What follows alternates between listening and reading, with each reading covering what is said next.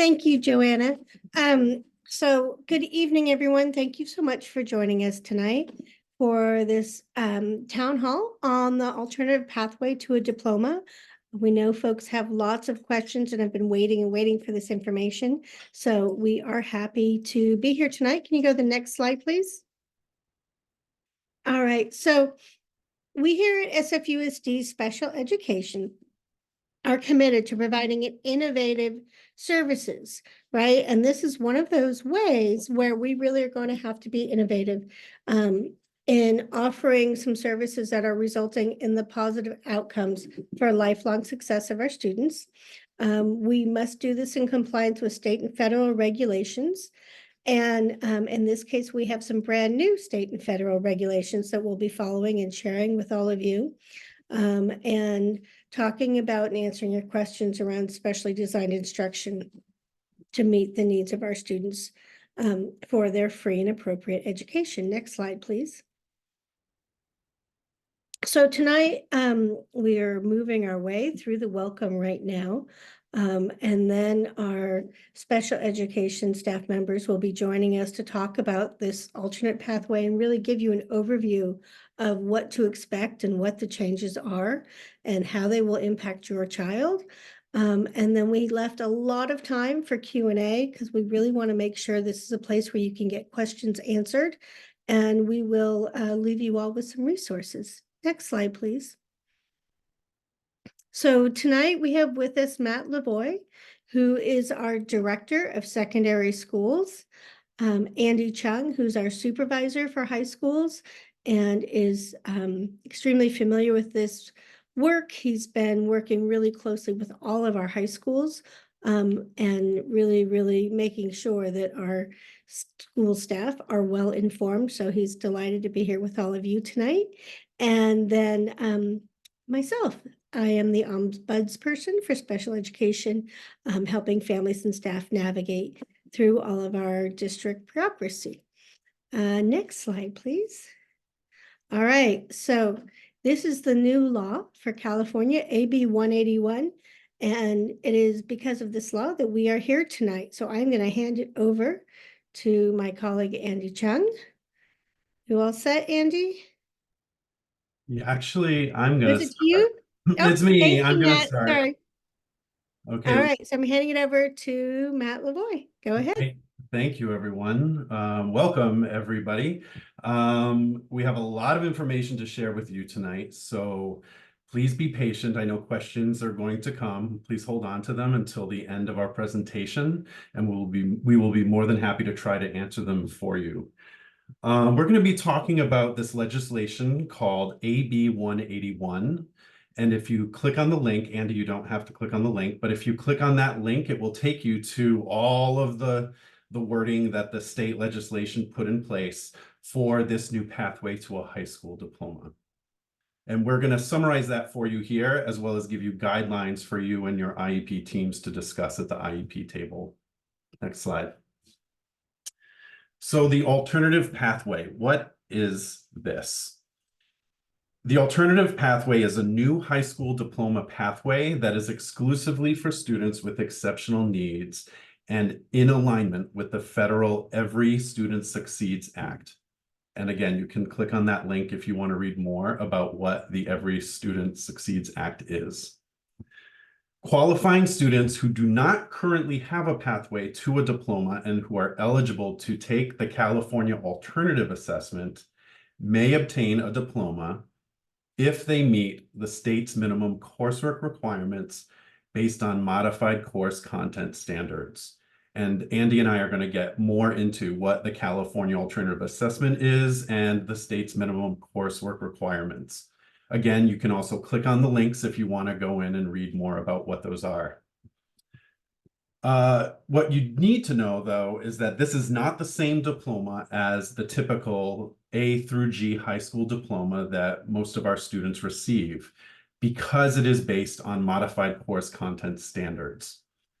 And it's a reduced number of courses that students are required because the state minimum coursework requirements only require 130 credits, where our A through G diploma requires 230 credits. Now, The San Francisco Unified School District's Board of Education has already approved the resolution, and the district we have our courses based on these alternative achievement standards already in place. And finally, all students must be permitted to participate in graduation. Next slide, please. So here is a little snippet of the Ed Code. Pursuant to Education Code, section 51225.31, effective June 30th of 2022, and amended through Senate Bill 114 on July 10th, 2023, students with exceptional needs attending a school district, county office of education, charter school, or state special school can be awarded a diploma of graduation from high school through a newly defined alternative pathway to a diploma by meeting the following criteria as referenced in the student's individualized education program. Next slide. So here are the criteria for your student in order for them to qualify and be eligible for this alternative pathway to a diploma. The first is they must have entered the 9th grade in the 2022-2023 school year or later. The second is they must be eligible to take the California Alternative Assessment. And the third is they must complete the state standards aligned coursework to meet statewide coursework requirements based on modified course content standards. That's a lot of words. What it means is students are required to make progress toward their IEP goals based on state content standards. So they're not necessarily meeting grade level content standards. They're meeting their IEP goals based on the state content standards. Next slide, please. Are we at questions already? Andy, I think there's something wrong with the slide deck. See, I think we rearranged those, the questions and the resources. Do we want to go through any of the resources, Matt? We do.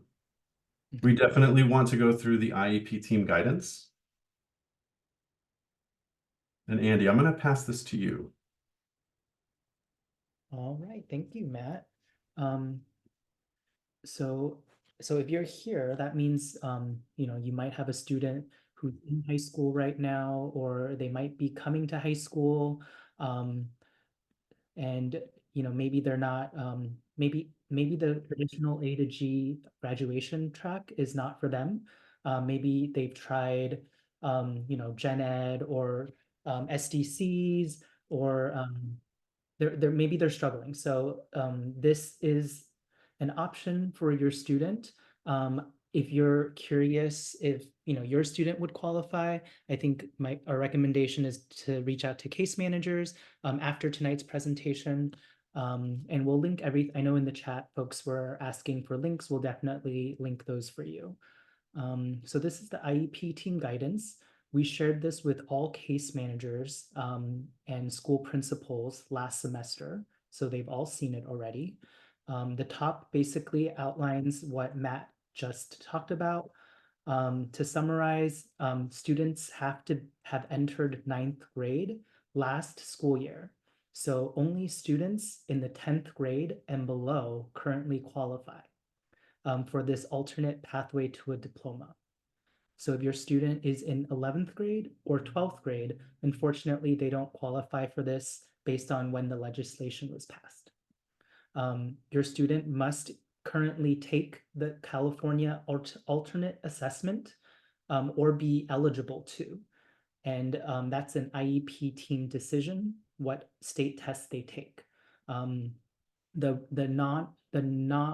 not modified assessment is the SBAC. So you might hear case managers and teachers talking about the SBAC or the CAA for the state test. And then the last requirement, like Matt said earlier, they have to meet all of the standards. And for this diploma, it's 130 credits. So moving down here, these are kind of step-by-step instructions for case managers, but we will also share it with you. So once a student with exceptional needs is identified as being appropriate for this new alternate pathway to diploma, the IEP team must document the following in the IEP. So your case manager, if you're having this meeting, will do the following. They'll make sure that the notes in the IEP documents a team conversation and a team decision recommending this alternate pathway to diploma. The school district will make sure to notify you that your child has changed to this alternate pathway to diploma. And if your student receives this alternate pathway to diploma, they will continue to have access to IEP services through the age of 22, in which is what our district's transition program is called Access. So they will continue to, I'll repeat that. If your child receives this alternate pathway to diploma, they will receive a diploma and they can continue into the Access program.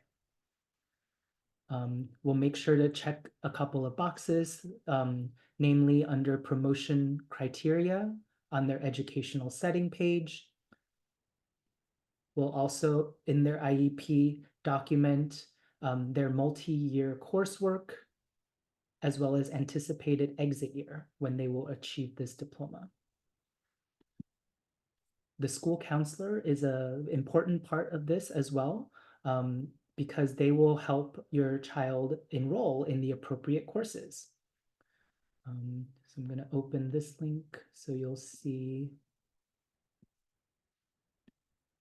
These are the courses that a student must earn credits in order to earn this diploma.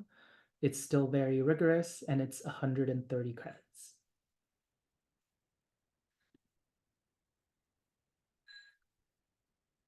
Andy, I can take this if you want. Yeah, go ahead, Matt. Okay. So we know that your students are in many different classroom settings. And so what we tried to do here is break out each of those settings so that the schools know who is in charge of providing the credits and the services. And so that you know as well, if your student is in any of these settings, who is the teacher of record and how to give them the correct course title.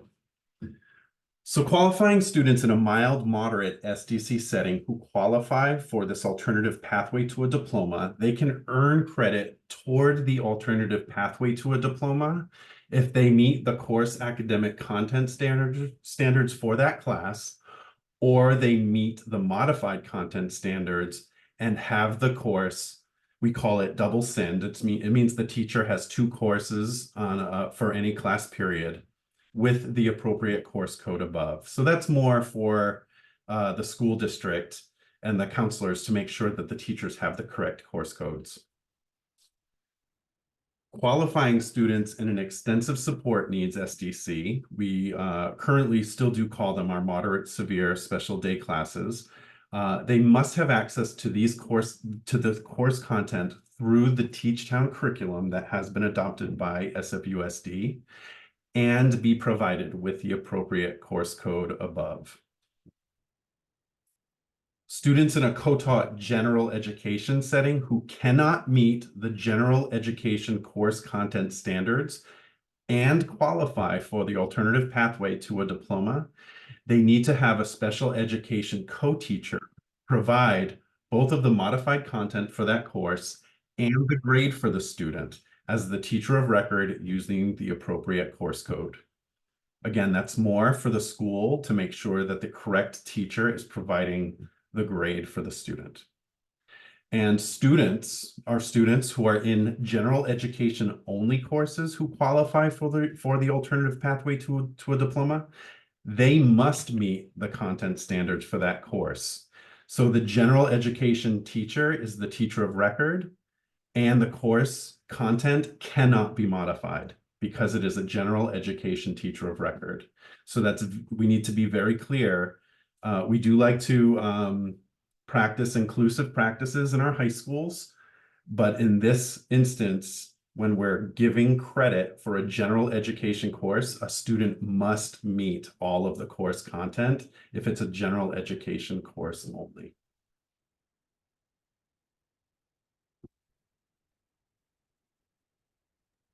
Matt and Andy, we have a couple of questions in the chat. I wonder if you want to pause for a moment or if you want to continue going through resources. I think now could be a good time to get into the questions and answers.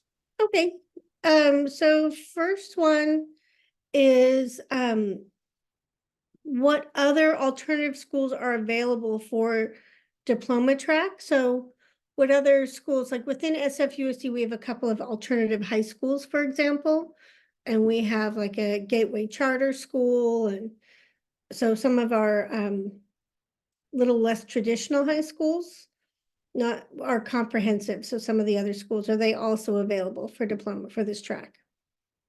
So you're talking about our credit recovery school. Like at Independence or Ida B. Wells. Typically, we haven't actually taken this to the alternate education high schools because they are focusing on A through G course requirements. So we haven't gotten that far yet with our alternate ed settings, but I can see it definitely trickling down to them. In terms of other alternate sites, we have our charter schools, and if they are at San Francisco Unified School District Charter School and they have a student that does qualify for this, then they would be required to support this. Awesome, thank you. And then we had another question in the chat about wondering if students will have until age 22 to earn the alternate diploma, or they expected to earn it in grade 12 before moving on to the access program.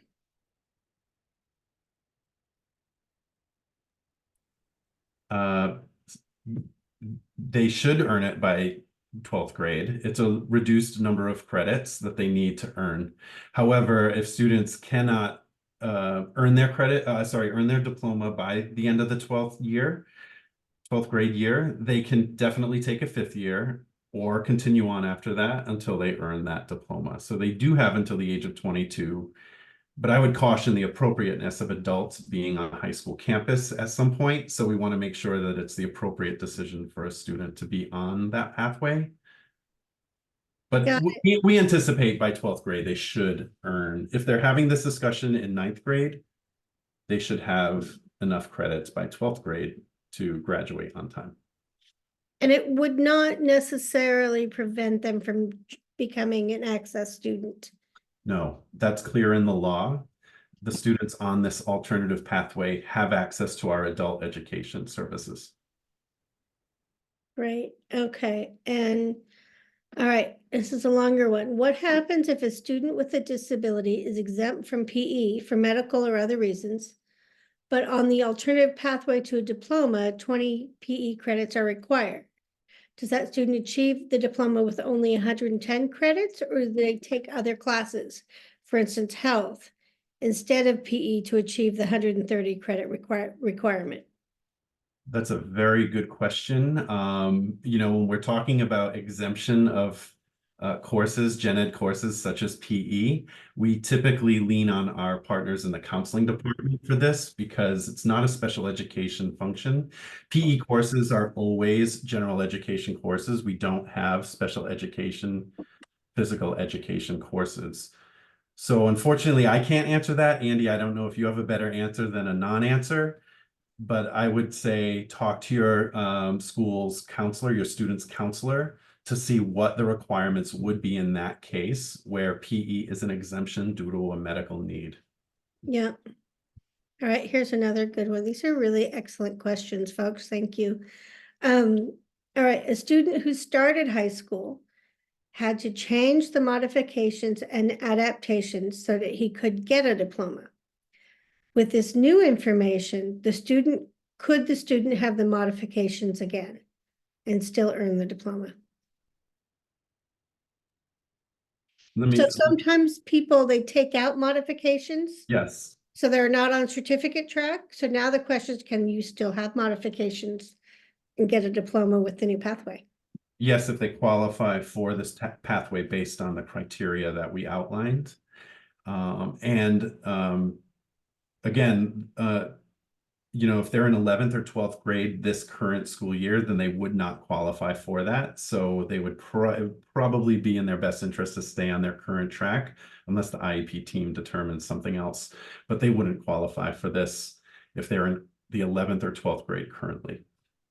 But if they're like 9th or 10th grade, Absolutely. they should talk to their counselor and their case manager right away. Yes. All right.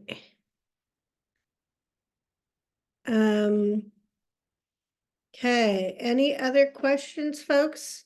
Or anything I missed in the chat? We have a new question. What if a student has adaptive PE services? Tagging onto the original PE question.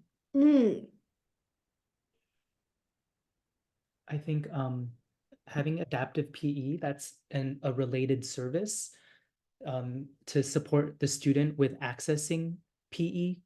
And so if the student is on any pathway, you know, A to G, alternate pathway to diploma, even certificate of completion, having adaptive PE means they're accessing PE with supports. So they should be earning credits for PE. I hope that answers that question. That's a little different. Yeah, that's a little different than the previous question, which was about exempting from PE. Yeah. But these are really helpful. We will be saving this chat and probably adding some of these too, so we make sure our case managers have all of these questions, because we are still, this is a brand new law, so we want to make sure we have all of these areas covered, so thank you. Does ESY count towards credits? So ESY, Extended School Year, is our summer programming for students who require services during extended breaks. We do offer what's called credit recovery through extended school year services. That needs to be discussed at the IEP table prior to the summer programs starting so that schools know to issue those credits at the end of extended school year. We do offer it. We don't offer it proactively. We offer it if students are missing credits, and it would be math and English only. Those are the focus areas of extended school year services for academics. So yes, the answer is yes, we do offer credits. However, they would be under what we call credit recovery. And that's if a student is missing credits in either math or English and they want to catch up. Thank you. All right. And then I had another one here, 1 second. How does the alternative diploma differ from a regular diploma? For example, can students with an alternative diploma go to four-year colleges? This is one we were discussing just this morning, so thank you for bringing this point up. So for all intents and purposes, it is a high school diploma. The state is very clear that all school districts must issue this as a regular high school diploma. However, it is based on modified course content standards and a shortened amount of credits required because it's the state minimum credits. That would prohibit students from entering into a four-year university right away. They would have to start at a two-year college like City College, earn some credits, and then they can transfer after that to a four-year university if that's their choice, if that's their plan in life. But it is a diploma. It is an SFUSD diploma. It will be a George Washington High School diploma, a Lowell High School diploma, a Lincoln High School. It will be whatever high school is issuing this diploma. It will not say anything indicating special education diploma. So it will be a regular high school diploma. It will be up to the next institution who is going to be working with this student and their diploma to determine if that is a good fit for them, whether it's a college, whether it's employment, whether it's a training school or something like that. So it's really up to the next institution to interview your student and determine whether or not they're a good fit for what their program can offer. Cool. Got it. Thank you. And Andy, thank you for putting the high school course matrix into the chat. You're very quick with that. I was like, oh, where is that? So that was a document that the district worked on because our high schools are so different and they have so many different programs. And we made sure to include what programming is available for special education students in there. And the question was really around which schools have co-taught classrooms. And so I know that can always be a little bit of challenge because sometimes it's different. And Matt or Andy, I'm wondering if either one of you want to talk about what happens or what the situation is with co-taught classrooms in our high schools and what families can expect.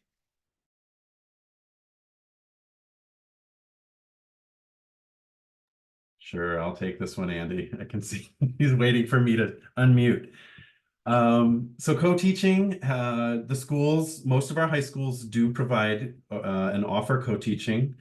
That is where there is a general education teacher and a special education teacher in the same classroom, providing instruction to all students in the classroom, whether they're general education or students with an IEP. Now, the reality is we have had some staffing issues over the last couple of years, and so co-teaching has been more of a challenge at some of our schools that have experienced some of the staffing challenges. So they've had to make some hard decisions on what services they can provide. We're hoping to get back on track for next year, hopefully with our new contract, with the raises teachers are getting, that we can lure some people and keep people in the profession. All of our high schools, most of our high schools offer co-teaching. There are a couple of exceptions where it has been a challenge.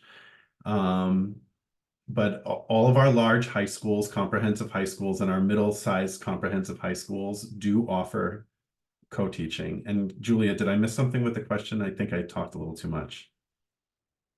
No, I think that's exactly it, right? We have a plan. And then sometimes in SFUSD, we have to adjust our plans. We do have to adjust. My suggestion is talk to your department head at the special education department head at your high school to talk about what the plan is for that school. They can probably provide you the most up-to-date information. And just so folks know, because this wasn't something I always was aware of, every single one of our high schools, because we have so many students with IEPs and so many case managers for all the different grade levels and programs, we typically have a department head whose job it is to know all things SPED and to know who to call and check with for the answers when they get questions they can't answer like we all do. So they are a great resource for parents and they all know about this program.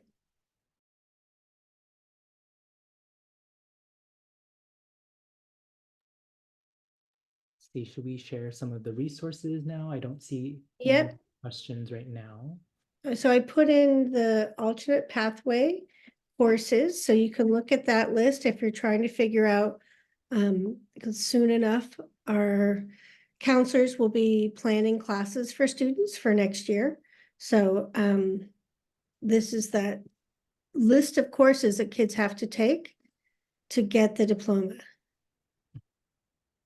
So it's still pretty rigorous. Mhm. See, Julie, do you want to talk about the DOR resources or? I do, and before we talk about the DOR, I'm wondering if either one of you could talk about Teachtown a little bit. We had a big meeting about Teachtown, but one of the questions we had originally was, how is my kid with extensive needs going to be able to complete all these requirements and do this standards aligned grade level work?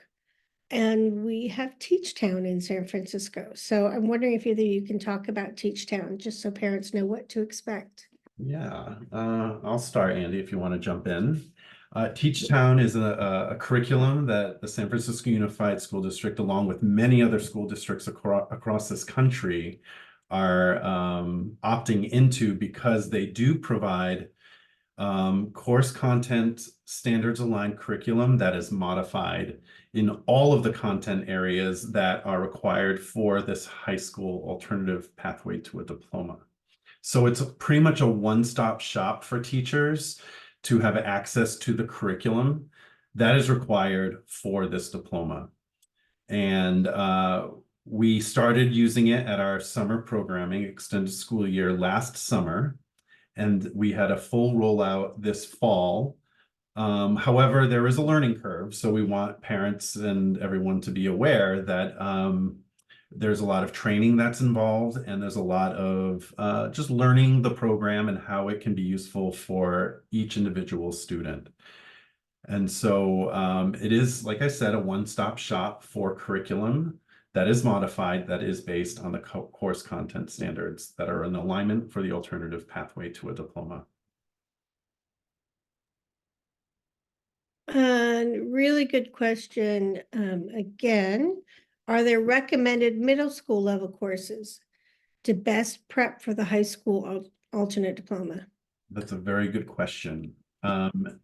If you're in middle school and you already kind of have a very good idea that this is going to be where my student is going to go, well, middle schools and even elementary schools and pre-K is using Teachtown curriculum. So the idea is to capture these students as early as possible and get them in the appropriate curriculum, if that's what it is that they need to be accessing, to set them up for success when they enter into high school, so that they're aware of what the curriculum looks like, how it flows, how it works. So it's not a mystery to them. All of a sudden they were in general education courses all the way through 8th grade where credits didn't count. And all of a sudden they're in these smaller group settings that are not general education, accessing a completely modified curriculum.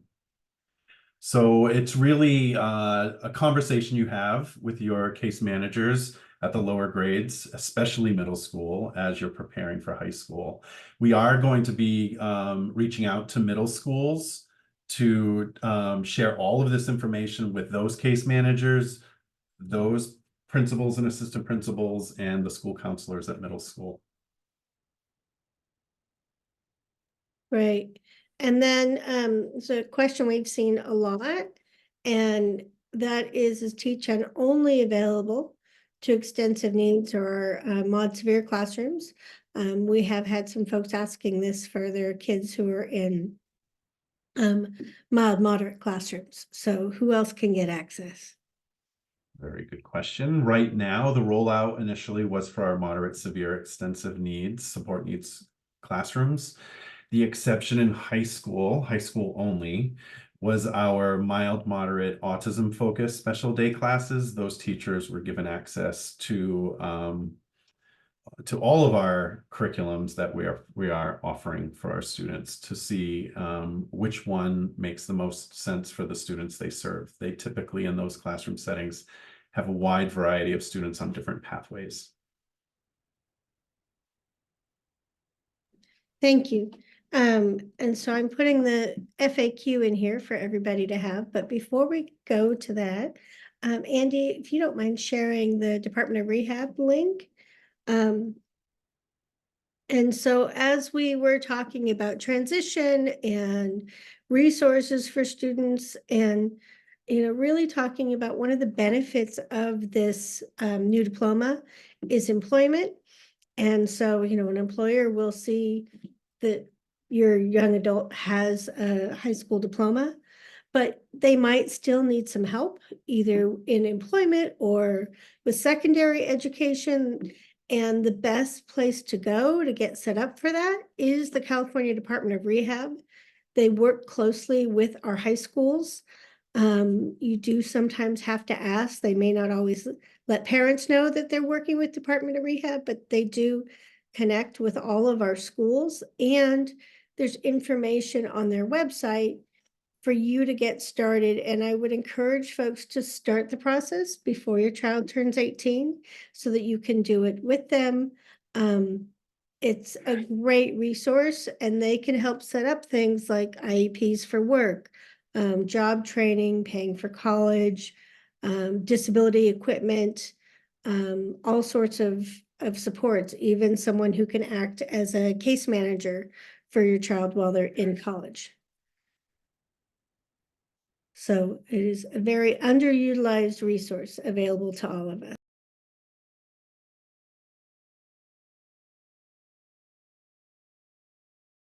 Andy's sharing here our transition website. So we have a ton of resources, not just about alternate diploma, but also about transition planning for your child.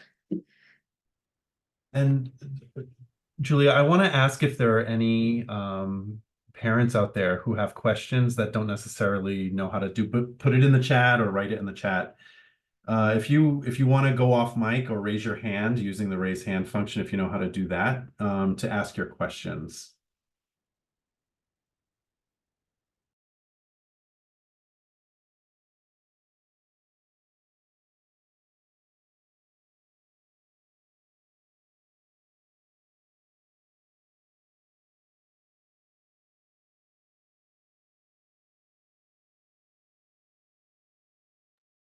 Okay, it doesn't look like we have any right now. And this is our FAQ, frequently asked questions for families. There are a lot of good questions here with answers, so I would suggest that you do take time to look through this. It has been sent for interpretation, so we will be getting it out to families, and we will be posting it in our other languages.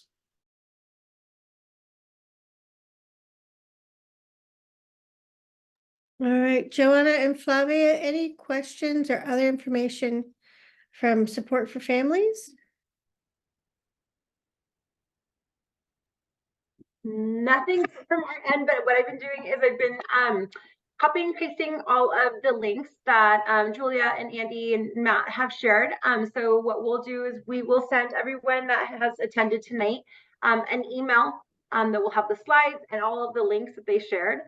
So that if you have, and also if it's okay, if the information to contact Andy and Matt and Julia, I'll put that as well into the follow-up email so that we can, if any of you were like, you know, I was too shy to ask a question or felt uncomfortable, then you guys can definitely respond to that email and then I'll connect you with the correct person. So Awesome. just And if you're like me and we close the meeting and then you were like, darn, I was going to ask that question.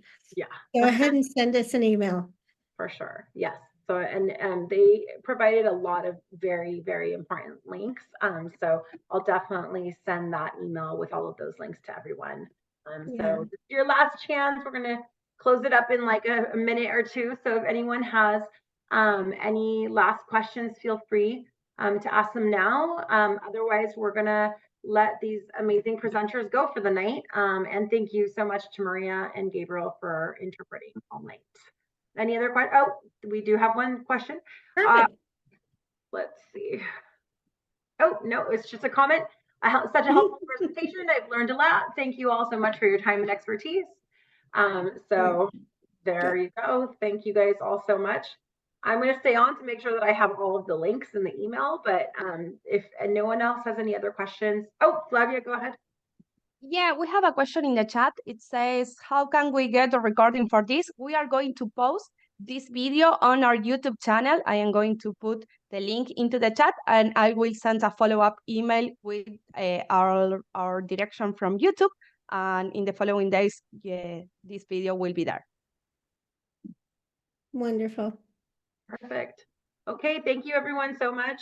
We appreciate you being with us and hopefully you guys have a really nice night. Thank you, Julia, Andy, and Matt. We appreciate you very much. Thank you. Right, Thank everyone. you. Thank you.